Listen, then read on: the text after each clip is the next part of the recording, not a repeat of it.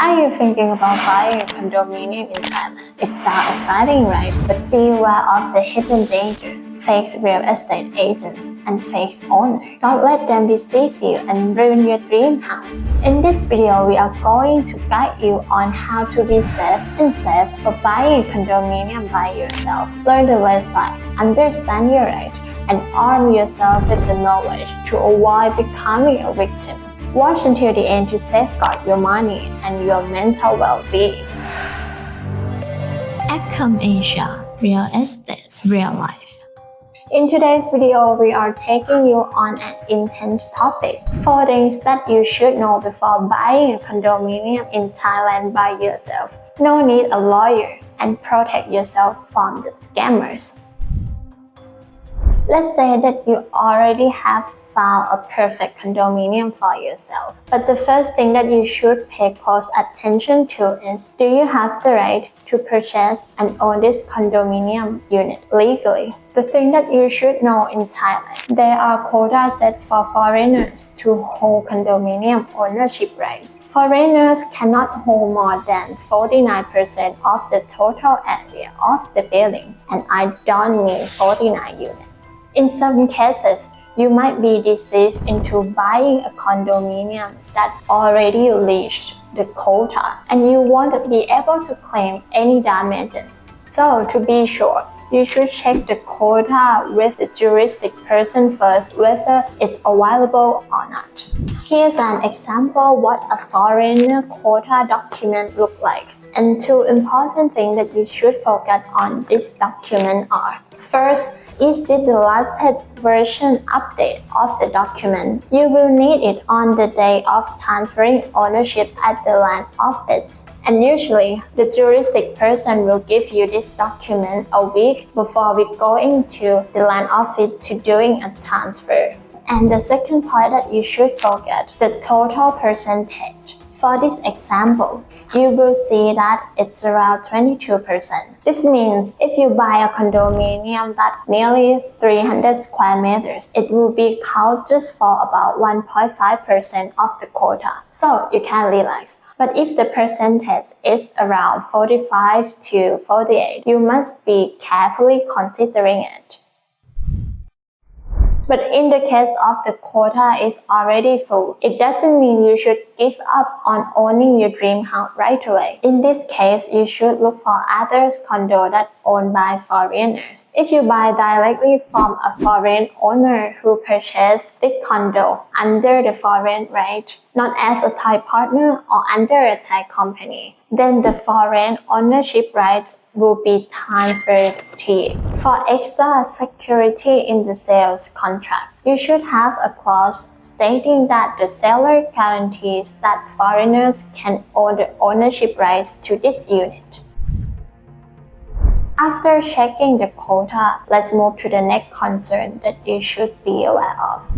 Are you dealing with a real owner? Many people in Thailand have been tricked by dealing with property through agents, owners' family, spouses, friends, or others. They end up paying deposits or other fees into their accounts instead of the actual owner's account. And then these people disappear and you can't contact them anymore. To avoid this, check the real owner's name on the channel or title deed, verify their names and ID card, and only pay using a cashier's check or transfer money to the real owner's account name that was mentioned on the title deed or channel. And we're not gonna talk about cases where someone authorized others to act on behalf here, as it will be more complicated. And to the next thing that you should concern, you need to be sure that the property that you are buying is a real deal. It's not like you want to buy an apple but end up with a peach. For checking is that property real or not, you should read the Condo channel, or we call as an all-char song. It's usually in Thai, so maybe you might have to bring a trustworthy Thai people there with you. Here's a quick rundown. As you will see, number 1, it will describe location of the condo. Where is the building located and how much area does it cover? For the number 2, unit location, it specifies the unit number, floor, building name, and building number. Number 3, room layout. It tells you the size and layout of the room in terms of width, length, and height. And number 4, ownership ratio in common property. It informs you about the rights of the unit owner and the rights regarding common properties. So, check carefully if the condo unit that you are buying matches this information.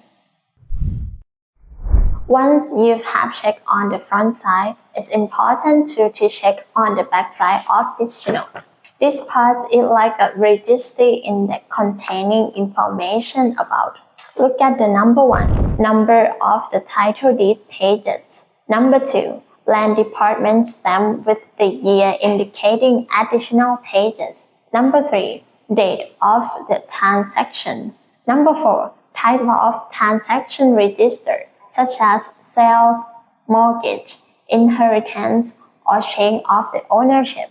Number 5, grantor, the original holder or seller's name. Number 6, grantee, a new owner or a buyer's name. And number 7, authorized officer's signature and position with the land department stamp certifying the transaction. This way you ensure that everything is legitimate and avoid any surprises later on. And here we are at the last thing. The last more important thing that you need to know. How much money do you need to pay? Besides the agreed selling price, who is responsible for taxes and transfer fees? And we'll show you an example here. The cost at the land office usually include transfer fee, stamp duty, specific business tax, withholding income tax. You should agree and write it down in the contract who will pay for these expenses before you go into the land office. Usually, the transfer fee is divided equally between the buyer and seller. It will be calculated as 2% of official appraisal value. Other costs depend on your agreement or negotiation. Sometimes the seller pays for all expenses, or sometimes it's shared. It's best to clarify in the contract first before you go into the land office. And also, you can estimate this fee on Google. Just searching, there's lots of websites that could help you.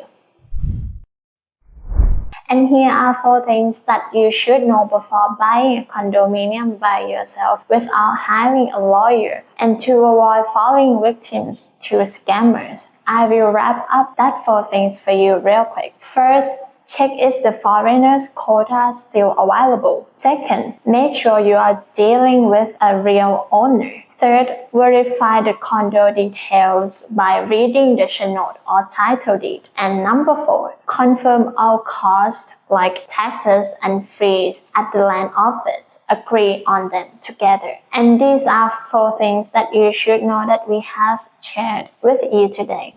Hoping it will be beneficial and help you to avoid scams and safeguards as safe.